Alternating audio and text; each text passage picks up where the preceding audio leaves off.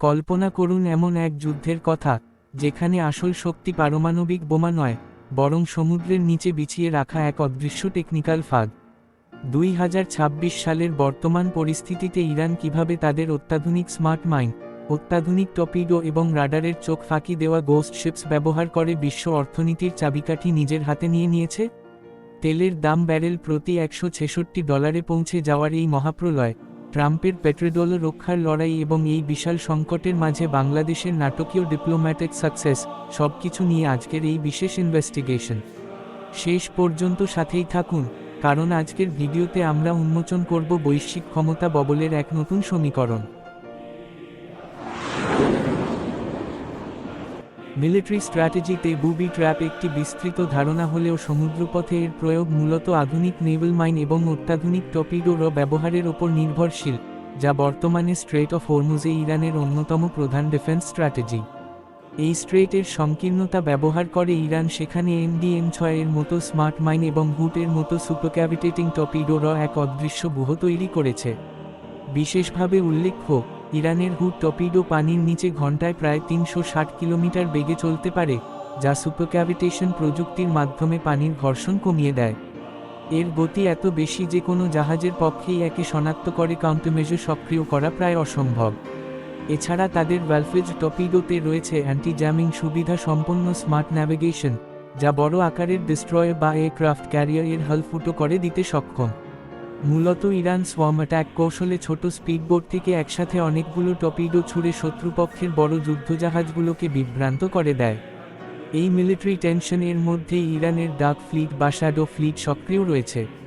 সিস্টান and Balochistan Province, বিশেষ করে এর কোস্টাল রিজন, এই গোস্ট শিপস পরিচালনার ক্ষেত্রে স্ট্র্যাটেজিক্যালি অত্যন্ত গুরুত্বপূর্ণ। ইরান তাদের অয়েল এক্সপোর্ট এর জন্য ঐতিহাসিকভাবে পার্সিয়ান গালফ এবং স্ট্রেট অফ হরমুজের ওপর নির্ভরশীল ছিল, কিন্তু যুদ্ধের রিস্ক এবং ব্লকেড এড়াতে তারা ওমান উপসাগরীয় এলাকায় অ্যাক্টিভিটি বাড়িয়েছে। বিশেষ করে জাস্ট টার্মিনাল থেকে সরাসরি তেল লোড করার ফলে জাহাজগুলোকে আর ঝুঁকিপূর্ণ স্ট্রেট অতিক্রম করতে হয় না। এই শ্যাডো ফ্লিট মূলত পুরনো ট্যাঙ্কার ব্যবহার করে এবং বন্ধ রাখা, ফ্ল্যাগ হপিং ও মাঝ সমুদ্রে STS ট্রান্সফারের মাধ্যমে আন্তর্জাতিক নিষেধাজ্ঞা অমান্য করে তেল সরবরাহ করে। বর্তমানে ইরানের 98% তেলের ডেস্টিনেশন চীন হওয়ায় US প্রেসিডেন্ট ডোনাল্ড ট্রাম্পের কঠোর ব্লকেড আসলে বেজিং এর এনার্জি সিকিউরিটির ওপর এক বড় আঘাত। ট্রাম্পের মূল লক্ষ্য হল তেলের বাজারে ইউয়ানের প্রভাব কমানো এবং ডলারের আধিপত্য বা পেট্রোডলার সিস্টেম বজায় রাখা। এই ডিডলারাইজেশন বিরোধী চালের কারণে তেলের দাম ব্যারেল প্রতি $166 পৌঁছেছে, যাকে ইন্টারন্যাশনাল এনার্জি এজেন্সি ইতিহাসের অন্যতম বড় এনার্জি ক্রাইসিস হিসেবে আখ্যা দিয়েছে।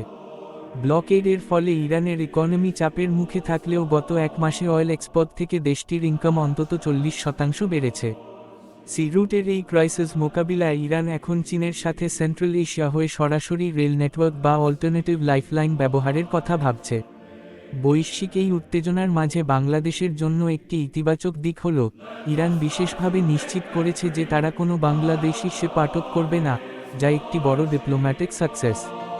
একই সাথে ইরানের অভ্যন্তরীণ স্থিতিশীলতা ও সংহতির বিষয়টিও উল্লেখযোগ্য।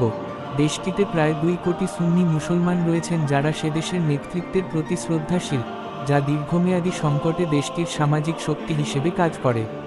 তবে 2026 সালের শুরুতে এক আনপ্রেসিডেন্টেড ক্রাইসিসের উদ্ভব হয়েছে। অত্যন্ত র্যান্ডম পদ্ধতিতে এবং সঠিক রেকর্ড ছাড়া মাইন স্থাপন করায় ইরান নিজেই এখন সেগুলোর এক্সাক্ট লোকেশন শনাক্ত করতে হিমশিম খাচ্ছে। ওয়াটার কারেন্টের কারণে মাইনগুলো স্থান পরিবর্তন করাই পুরো স্ট্রেট অনিরাপদ হয়ে পড়েছে।